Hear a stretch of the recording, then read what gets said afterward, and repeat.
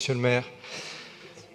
Chers collègues, ça a été dit par tout le monde, le coût du logement à Paris, c'est le principal problème des Parisiens locataires. Et ils sont 60% de locataires et pas seulement des plus modestes.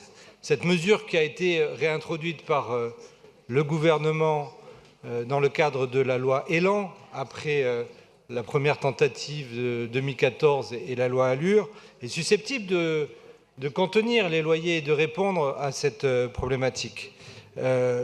Cependant, vous êtes plusieurs à avoir dit que c'est une mesure efficace.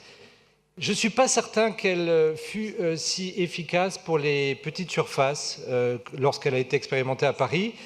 Et je crois que vous le savez, quand on regarde le respect de cette mesure sur les studios, sur les chambres de mode, c'est-à-dire sur les surfaces qui correspondent exactement à ceux qui ont le plus de difficultés pour payer leur loyer, les jeunes et les plus modestes, elle n'a pas été véritablement respectée.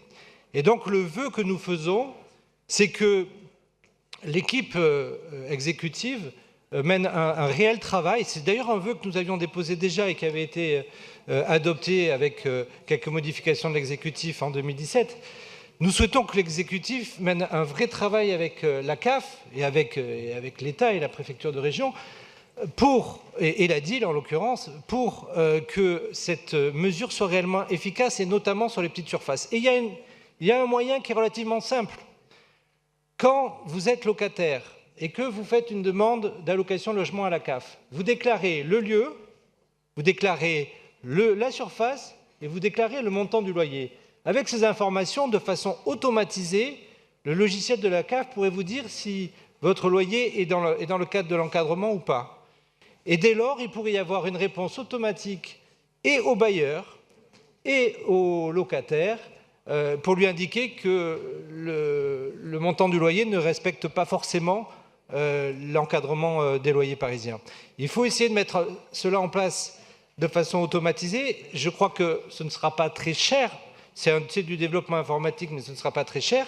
Et ça aura le mérite d'être efficace. Parce que vous le savez, quand vous êtes un locataire, que vous avez 50 concurrents et que vous signez un contrat, comme vous êtes honnête, vous n'allez pas, après avoir signé le contrat avec le bailleur, attaquer le bailleur ou lui demander 2 mois après une réduction du loyer. Donc en fait, il y a un certain nombre de bailleurs qui, eux, ne respectent pas cette règle et qui, du fait de la difficulté à équilibrer le marché, obtiennent des locataires qui continuent à payer et qui ne font pas valoir l'encadrement des loyers. À nous de travailler cette question qui est, à mon avis, essentielle pour réussir ce nouveau dispositif d'encadrement des loyers. Je vous remercie de votre attention.